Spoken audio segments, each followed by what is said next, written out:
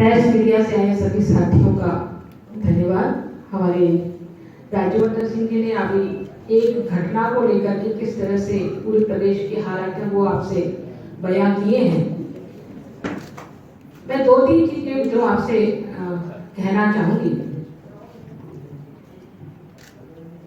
सामाजिक समरसता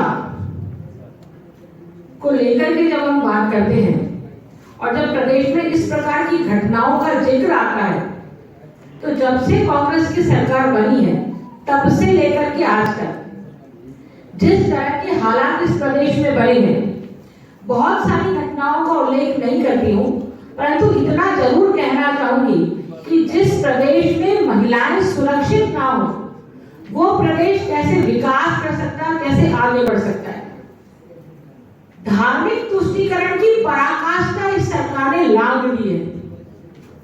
धार्मिक तुष्टीकरण, वंशवाद और परिवारवाद के कारण जो प्रदेश के हालात बने हैं बहुत अधिक गंभीर हैं। अभी कुछ दिनों पहले प्रदेश के सभी डॉक्टर्स ने प्रोटेस्ट किया था एक कानून को लेकर के।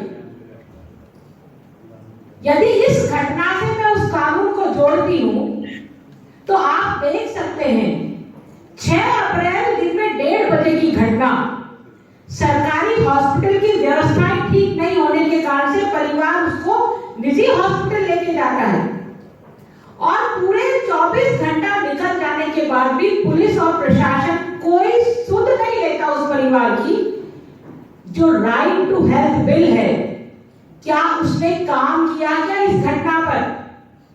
निजी हॉस्पिटल ने अटेंड जरूर किया, लेकिन क्या मजबूरी थी कि उसको रेफर नहीं किया?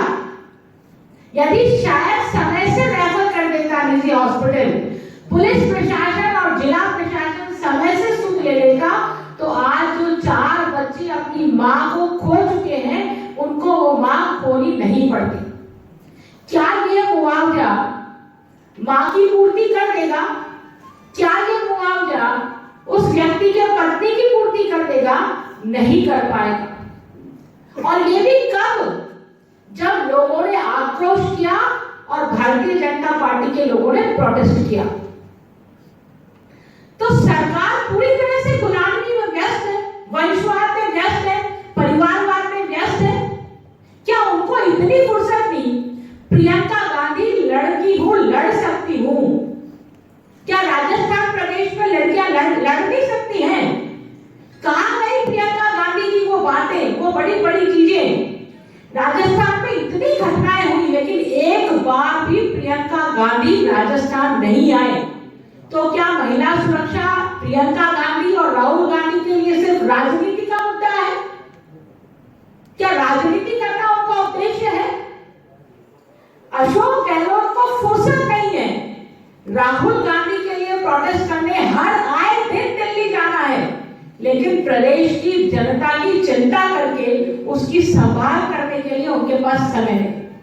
और अभी जैसा कहा, धार्मिक तुष्टीकरण तो यहां तक हो गया कि जिस उदयपुर में कन्हैया कुमार की हत्या कर दी गई, उसी उदयपुर में सार्वजनिक स्थानों पर धार्मिक झंडे नहीं लगेंगे।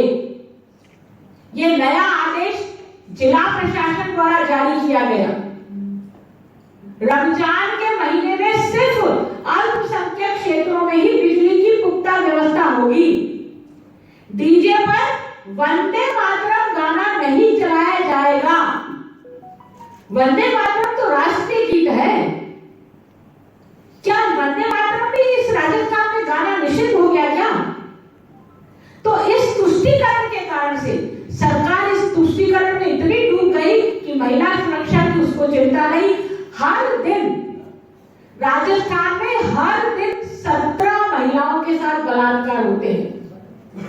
हमारे प्रदेश के मुख्यमंत्री दिल्ली जाकर के एक भाषण देते हैं कि जब से बलात्कारी को फांसी की सजा का प्रावधान हुआ है, तब से रेपिस्ट जो है वो हत्या कर देते हैं बालिकाओं की।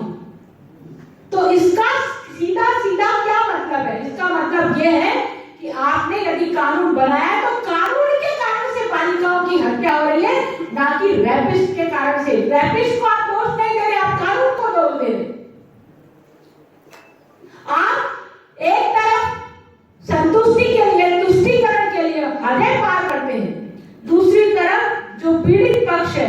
जो दलित पक्ष है, यदि वो अपनी बातें मांगने के लिए आपको गुहार लगाते हैं तो आप उनसे मिलने से भी मना कर देते हैं।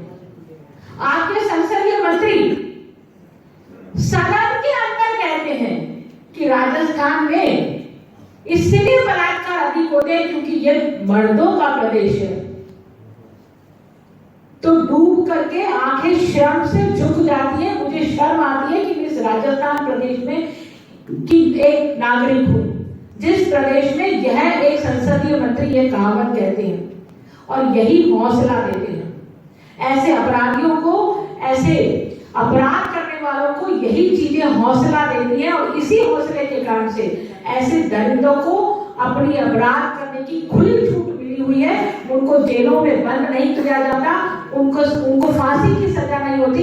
इतने सारे केस दर्ज होते हैं, लेकिन मुझे अफसोस होता है बताते हुए कि पूरे प्रदेश में इन 4 सालों में एक भी बलात्कारी को फांसी की सजा नहीं सुनाई गई। इसलिए नहीं सुनाई गई क्योंकि पुलिस उस तुष्टीकरण के कारण से कुछ ना कुछ कमियां छोड़ती है और उन कमियों के कारण से अपराधी बच निकलता है और उसको दोबारा अपराध करने का मौका मिलता है। इसलिए ये सरकार जिस तरह से चल रही है, जिस तरह से रेंगते चल रही है, मुझे लगता है कि इसने सबको, चाहे वो महिला हो, चाहे वो दलित हो, चाहे अनुसूचित जाति का वर्ग हो, चाहे और कोई वर्ग हो, उसमें कोई सुरक्षित नहीं है। और ऐसी सरकार, ऐसी निकम्मी सरकार के खिलाफ जब भारतीय जनता पार्टी ने प्रोटेस्ट किया है, तब तक उनको ये बात कही गई है कि ये सिर्फ दिखावा है। ये दिखावा नहीं है मित्रों। निश्चित रूप से 2023 आने तो जनता सबक सिखाने वाली है, जनता बताने वाली है कि किस तरह से हमें चलना है और क्या होना चाहिए। आज की पीसी के माध्यम से आपको इतना मैं कहना चाहूंगी कि जिस तरह से अभी मामली की घटना की बात कही है, बाड़मेर बालोतरा की घटना, बहुत सारी ऐसी घटना है जिनसे मन दहल उठता है, मन सहम जाता है कि ये क्या सरकार है या कोई खेल है। सिर्फ खेल, इधर सचिन पायलट का खेल, उधर मुख्यमंत्री का खेल, और इस खेल के अंदर यदि कोई वर्ग पिस रहा है, यदि कोई वर्ग पीड़ित हो रहा है, तो वो राजस्थान का नागरिक है। और राजस्थान का नागरिक इनकी इन परिस्थितियों के कारण से जो भुगत रहा है, उसके लिए वो कभी अपने आप को भूलने वाला नहीं है, अपने आप को बताने वाला है। इतना ही मैं इस अवसर पर कहना चाहूँ।